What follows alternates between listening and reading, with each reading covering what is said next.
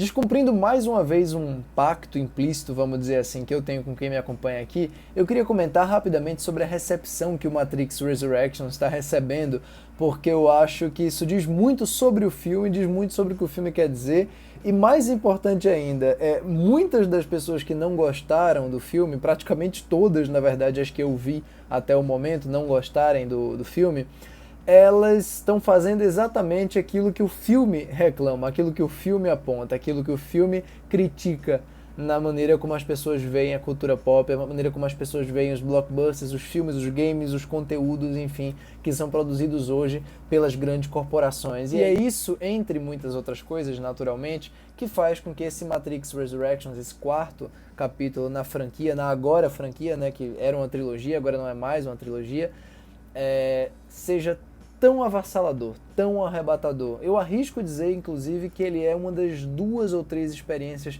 mais satisfatórias que eu tive no cinema desde que a pandemia começou. Antes de entrar em mais detalhes sobre o filme, naturalmente eu vou pedir a você que por acaso ainda não fez isso, se inscreva aqui embaixo no canal, não se esqueça também de deixar o like aí, porque isso ajuda muito o YouTube a recomendar o vídeo para outras pessoas e ajuda também o canal a crescer, e também deixe o sininho das notificações sempre ativado para receber notificações sempre que a gente postar vídeos novos aqui. E se você quiser me acompanhar em outros comentários também, você pode me seguir tanto na minha conta do Twitter quanto no meu Letterboxd, em que eu estou sempre comentando filmes ao longo das semanas. É muito difícil, mas muito complicado mesmo, falar do Matrix Resurrections, né, falar de maneira minimamente aprofundada sobre ele, sem contar, sem estragar elementos fundamentais da história. E como é um filme extremamente surpreendente, é um filme que tem muito spoiler a ser dado. Ao contrário do Miranha, né, do Homem-Aranha 3, que é um filme que todo mundo já meio que sabia o que esperar dele, ou pelo menos queria coisas específicas e recebeu essas coisas específicas. Aqui não, aqui é um filme que sempre foi um mistério para que direção exatamente a Lana Wachowski, a diretora, que no caso retorna sem a irmã nessa produção aqui, iria tomar, né? E eu digo aqui que ela toma o melhor dos caminhos possíveis para um filme como esse. Antes de qualquer coisa, ele não ignora o Matrix Reloaded e o Matrix Revolutions, como foi dito pouco tempo atrás. Aliás, uma das informações mais falsas que saíram no cinema recente, essa história de que ele iria meio que começar a história de onde parou no primeiro, né? Recomeçar, no caso, de onde o primeiro parou, o que seria um erro sem tamanho, porque a trilogia ela desenvolve muitas ideias. A cada filme, coisas diferentes são trazidas, a cada filme as ideias são questionadas, né? E seria um desserviço sem tamanho, especialmente aos fãs da franquia, da trilogia original, você ignorar, mesmo que o segundo e o terceiro sejam bem menos bem recebidos, de modo geral, do que o filme original de 99, não faria o menor sentido você ignorar. Bom, o que o Matrix Resurrections faz com a história, eu vou dar aqui a sinopse honesta dele, é colocar o Neo, o personagem do Ken Reeves, numa realidade em que ele é um criador de games, né? Ele é um criador, aliás, dos games de Matrix. É como se a trilogia original fosse toda uma criação de game, fosse todo um jogo que ele criou a partir de detalhes da vida dele, a partir de lembranças pessoais, né? E aí, ao longo do filme, ao longo pelo menos do primeiro ato, da primeira meia hora, 35 minutos mais ou menos, a gente vai acompanhar justamente essa aparente desconstrução de tudo aquilo que foi apresentado na trilogia original e vai fazendo ao mesmo tempo centenas de perguntas, né? Na primeira cena você já faz umas 4 perguntas diferentes. Peraí, isso é uma simulação? Isso é um jogo? Isso é imaginação? Isso é outra Matrix? É um novo modelo da Matrix? É a mesma?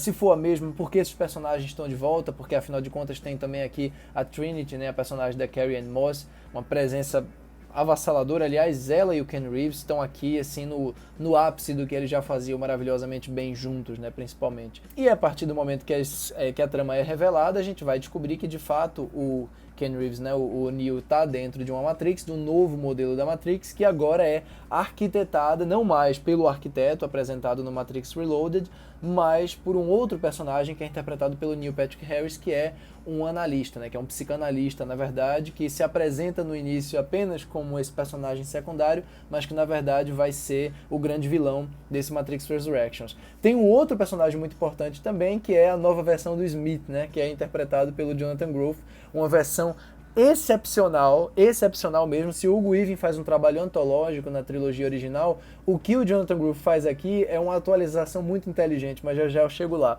Claro, tem também outras versões alternativas, como por exemplo o Morpheus, que é interpretado pelo Yahya Abdul-Mateen, que é aquele ator do Candyman, né, que aliás está em outros filmes também, como Sete de Chicago, e ele é absolutamente sensacional, aqui não é diferente. Mas o que é mais incrível de tudo isso, o que é mais genial no Matrix Resurrections, antes de qualquer coisa, é a maneira como ele repensa no que quer dizer Matrix, o que quer dizer a trilogia original no mundo de hoje. Ele faz uma coisa absolutamente genial, que é pra mim é como se fosse uma versão exponenciada do que Pânico fez, especialmente do que o Pânico 4 fez. Que não é só olhar para a maneira como as pessoas veem Matrix, não é só discutir sobre o que Matrix representa hoje, mas é tentar ressignificar os códigos sem perder a essência do que quer dizer ser Matrix. Explico.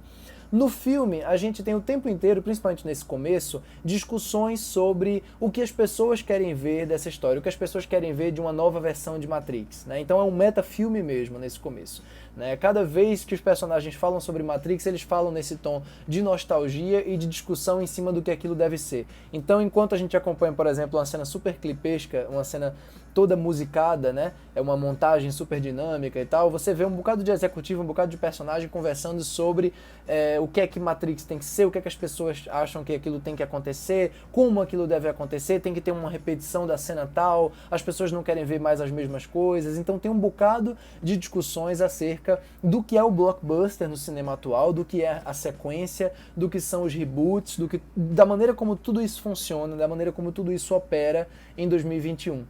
Cita inclusive a própria Warner, quer dizer, numa cena que é bem pouco sutil, mas a sutileza nunca foi a maior virtude das irmãs Wachowski, nunca foi no caso aqui da Lana Wachowski uma grande virtude. A virtude dela é justamente o exagero, a maneira como ela expõe os artifícios dela, tanto visualmente quanto narrativamente, e sabe questionar o tempo inteiro essa própria exposição dela. Diga-se de passagem, a Lana Wachowski e a irmã nos filmes anteriores, claro, tem um dos trabalhos de exposição mais incríveis do cinema. É um trabalho de exposição completamente diferente, por exemplo, do que o Nolan faz num filme como A Origem ou num filme como Interestelar. Quer dizer, elas e ela aqui não pegam personagens completamente blasé, né, para que outro personagem fique mecanicamente explicando coisas daquele mundo. Elas conseguem aliar uma sensação de deslumbramento, de fascínio diante do que está sendo mostrado, com uma série de exposições que constantemente estão se anulando. Quer dizer, o Keanu Reeves, naturalmente, é um dos personagens mais fascinantes para isso, ou melhor, o Neo é um dos personagens mais fascinantes para isso, e o Keanu Reeves é um dos atores que melhor recebem essa exposição, porque ele tem aquela cara, naturalmente, de alguém que está meio perdido ali, mas que na hora que a ação começa, ele sempre passou a impressão de que sabe o que fazer, tanto nos 3 filmes originais quanto aqui, em que ele parece estar meio perdido, em que ele parece estar tentando se encontrar ainda, o que também é metalinguístico, porque é como se fosse o Ken Reeves tateando para saber como ele volta para o universo de Matrix. Toda meia hora inicial, para mim, é perfeita nesse sentido, porque é como se fosse o público, o personagem, o próprio filme tentando tatear, tentando entender o que é Matrix hoje, tentando entender o que é entretenimento, tentando entender o que é a entrega que o público quer daquilo, né? E quando chega o momento da grande revelação, no caso, o momento em que se desconstrói tudo, no momento que a gente percebe que sim, estamos numa nova Matrix, num novo tipo de simulação, numa nova forma de ver pacificação entre universos, aliás, uma ideia brilhante aqui de trazer essa coisa dos robôs, né, das máquinas e seres humanos trabalhando juntas a partir de um mesmo ideal, enfim. Quando isso acontece, aí você sente como se você estivesse redescobrindo aquele mundo. É uma coisa linda isso aqui, é lindo mesmo, porque é como se você estivesse desconstruindo o universo de Matrix e ao mesmo tempo abraçando aquilo de mais clássico que tem no universo. E entre as muitas coisas clássicas, entre as muitas coisas icônicas de Matrix, tá a história de romance entre o Ken Reeves e a Carrie-Anne Moss, entre o Neo e a Trinity. E o filme nunca perde de vista isso, muito pelo contrário. Quanto mais ele vai se aproximando do clímax, que, diga-se de passagem, é um clímax que chega numa velocidade, é um clímax tão envolvente, você não percebe que o filme tem 2 horas e 40, para mim, pelo menos, parecia no máximo 1 hora e 40, 1 hora e 45, você vê que aquela história de amor ela vai tomando conta realmente de todas as ideias, todos aqueles artifícios, todas aquelas discussões que são filosóficas, que são profundas, que são importantes, que são desconstruídas em vários aspectos, elas estão a serviço dessa história de amor, elas estão a serviço dessa força espiritual Isso é uma coisa brilhante que, inclusive, o próprio James Cameron, em algum sentido, faz no Avatar também, só que não pro lado da fantasia e do existencialismo, e as irmãs Wachowski sempre fizeram bem em Matrix, que é essa coisa de, assim, você tem todo um arsenal de efeitos visuais, você tem toda uma construção estética voltada para artificialidade, para simulação, para o uso extremo do digital, mas ao mesmo tempo você não perde de vista esse elemento humano mais básico, esse elemento mais clássico da jornada do herói, da jornada de personagens, né, que é o amor entre dois personagens. E existe também essa confiança extrema nas interpretações do Ken Reeves e da Carrie-Anne Moss. Existe a confiança no que eles representam para a franquia, existe a confiança na presença deles em cena, e o filme não precisa de mais nada além da gente ver naquele final, por exemplo, eles dois lutando contra helicópteros, contra armas, contra tiros e tal. E é tão incrível isso que o filme nem precisa apelar para poderes exorbitantes do Neo. Ele não tem aqui capacidades muito fora do normal do que a gente tinha visto na trilogia original. Ele para bala o tempo inteiro ali no terceiro ato, mas não tem muito além disso. É a construção do drama em si que é extraordinária e que faz com que a gente seja arrastado pelo filme, que eu, pelo menos, tenha sido arrastado pelo filme, e terminou, eu já estava desesperado para ver mais aquilo, para ver mais daquilo, para ver uma continuação daquilo, ainda que eu saiba que dificilmente vai acontecer uma sequência, pelo menos de acordo com a Lana Wachowski.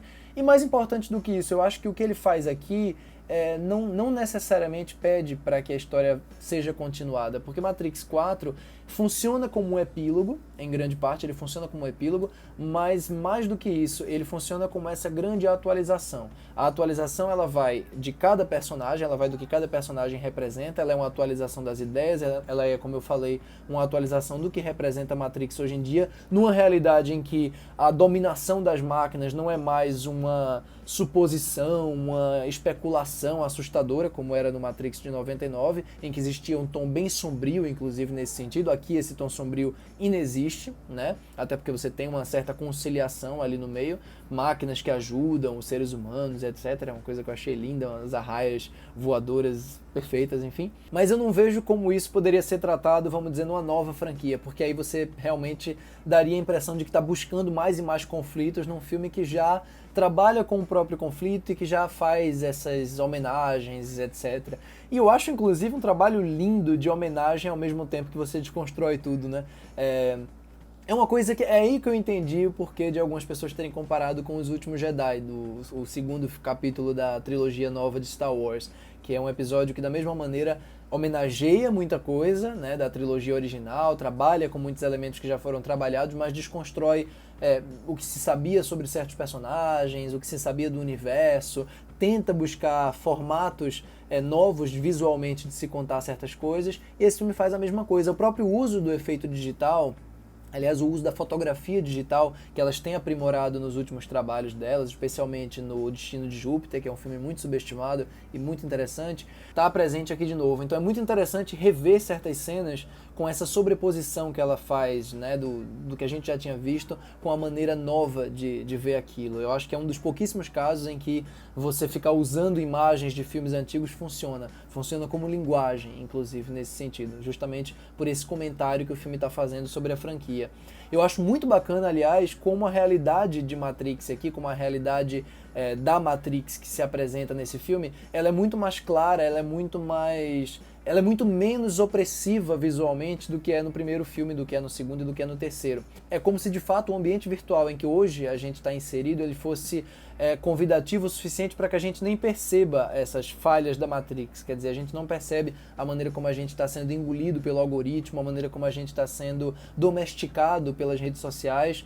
E esse equilíbrio, né, esse equilíbrio entre perceber que você está dentro de uma realidade virtual e a maneira como você vai sendo puxado, né, para aquilo, sem questionar muito, permanece muito relevante. Então é uma atualização maravilhosa do comentário. E esse também é um dos poucos filmes em que eu curto os comentários que são feitos no meio das cenas de ação com relação à maneira como as cenas estão acontecendo, justamente porque ele encontra, esse elemento encontra unidade dentro dessa ideia geral da Lana Wachowski, né? É um comentário que está constantemente repensando o que a cena quer dizer naquele momento, né? Então eu acho que isso é muito revigorante. É por isso que as pessoas que eu falei que não estão gostando do filme, de modo geral, não estão pegando pontos central, muito pelo contrário, elas estão caindo justamente naquilo que o filme está criticando, que é justamente essa expectativa por uma coisa específica no filme, essa expectativa de que a nostalgia seja o centro gravitacional de tudo, quando não é. O filme se vale da nostalgia para questionar essa nostalgia.